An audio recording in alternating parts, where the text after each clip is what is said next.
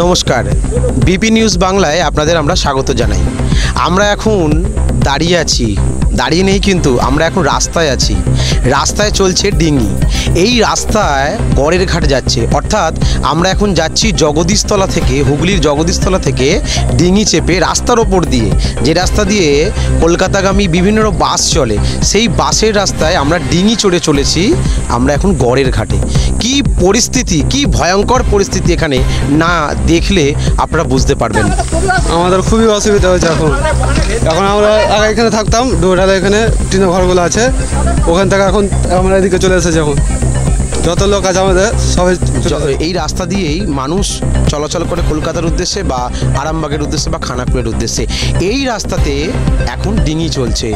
কতটা করুণ অবস্থা, কতটা বিপজ্জনক অবস্থা আপনাদের আমরা। সুবিধা প্রচুর হচ্ছে, হ্যাঁ অসুবিধা আছে প্রচুর, দাঁড়িয়ে আছে অনেকটান থেকে। কিসে করে যাতায়াত করছে দূর থেকে নিয়ে? এই গাড়িতে যাতায়াত করবে, জল আছে বলে যেতে পারছি না। গাড়িতে এখান থেকে ঘুরিয়ে চলে যাচ্ছে, না গড়াঘাট যাবে বললো তো, যাবে বলছে। একটা গাড়ি যাচ্ছে, ঘুরিয়ে ওদিকে চলে যাচ্ছে। ডিঙিতে আমাদের ভরসা এখন। হ্যাঁ মানে নৌকার ব্যবস্থা করে দিয়েছে, বাকি এমনি অন্য পাঞ্চি আছে পাবলিক করানোর জন্য। তার জন্য আমাদের একটা পাঞ্চি নিয়েছে ওনারা, নিয়ে আমাদের স্কুল ছাত্রছাত্রীদের যেমন পারাপারের জন্য ব্যবস্থা জল চাইছি আমরা, যে এইটা মানে একটা যা হোক মানে ব্যবস্থা, বিকল্প ব্যবস্থা করে দিন। এইটা আমরা এইটাই চাই। হ্যাঁ, দীর্ঘদিনের অসুবিধা, মানে কোথাও না জল থাকলে এই জায়গাটা বিশেষ করে লোকের পাবলিকের পারাপারের বেশি অসুবিধা।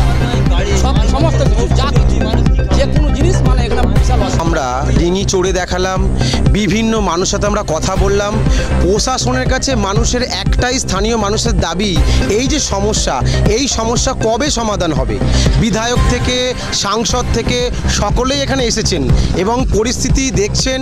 প্রশাসনের ক্যাম্প এখানে তৈরি আছে, সব কিছুই এখানে বন্দোবস্ত প্রশাসন করেছেন এবং পশ্চিমবঙ্গ সরকার থেকে যাত্রী পরিষেবার জন্য বিনা পয়সা ডিঙি পারাপার হচ্ছে। এবং এখানকার মানুষের দাবিও উঠেছে যে কিছু অসৎ ব্যবসায়ী, অর্থাৎ কিছু ডিঙি যারা ডিঙি এপার ওপার করছেন, তারা বেশি পয়সা নিচ্ছেন। জগদীশতলা ওই আরামবাগ কলকাতার যে রাস্তা, এই রাস্তা জলমগ্ন অবস্থায় পরিপূর্ণ হয়ে আছে।